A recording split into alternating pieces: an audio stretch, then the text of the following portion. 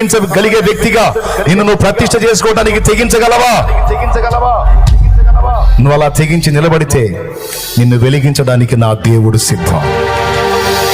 2006వ సంవత్సరంలో నేను నిలబడ్డా. నా ప్రభువా, ఇదిగో నేను సిద్ధపడుతున్నాను ప్రభువా, నువ్వు చెప్పిన వాటన్నిటిని నెరవేర్చడానికి నేను తెగిస్తున్నాను తండ్రి అని నిలిచాను. ఆ రోజు నుంచి ఈ రోజు దాకా ఆయన కృపతో నన్ను నింపి ఆయన దయతో వాడుకుంటున్నాడు నా ప్రభు. హల్లెలూయా.